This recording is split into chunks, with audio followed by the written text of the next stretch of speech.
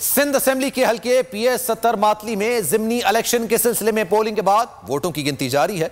असल मुकाबला peoples party के मोहम्मद हालीपोटो और JUI के मौलाना गुल हसन के दरमियान है। शदीद गर्मी में बुजुर्ग मर्द खवातीन वोट कास्ट कर रहे हैं। 1200 पुलिस एहलकार, 395 रेंजर्स एहलकार और 120 लेडीज पुलिस एहलकार तैनात रहे।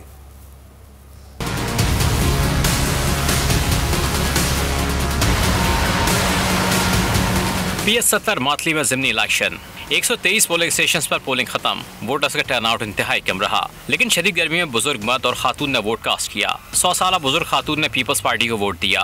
असांजो वोट जी भुट्टो जो है, चाहे पीर हुजे, चाहे अमीर हुजे, चाहे फकीर हुजे। 87 साल बुजुर्ग ने भी अपना हक़ राय दही इस्तेमाल किया। पीपल्स पार्टी के मोहम्मद हालीपोटो और JUI के मौलाना गुल हसन मुद्दे मुकाबल हैं। नशिस्त पीपल्स पार्टी के बशीर अहमद हालीपोटो के इंतकाल के बाद खाली हुई थी। सूबाई इलेक्शन कमिश्नर एजाज अनवर चौहान ने मुख्तलिफ पोलिंग स्टेशन के दौरे पर पोलिंग के अमल पर इत्मीनान का इजहार किया। ऐसा माहौल मिले कि वो आज़ादी से वोट कास्ट कर सकें। इलेक्शन कमीशन ऑफ पाकिस्तान की बुनियादी जिम्मेदारी है कि पाकिस्तान में साफ और शफाफ इंतखाबात हो। लोग किसको वोट देते हैं इससे हमें कोई गर्ज नहीं है। पोलिंग के दौरान किसी भी नाखुशगवार वाक़े से निपटने के लिए पुलिस और रेंजर्स की भारी नफरी तैनात की गई। 12 पोलिंग स्टेशन को इंतहाई हसास, 41 पोलिंग स्टेशन को हसास करार दिया गया। इलेक्शन के बायस हल्के में कारोबार बंद रहा।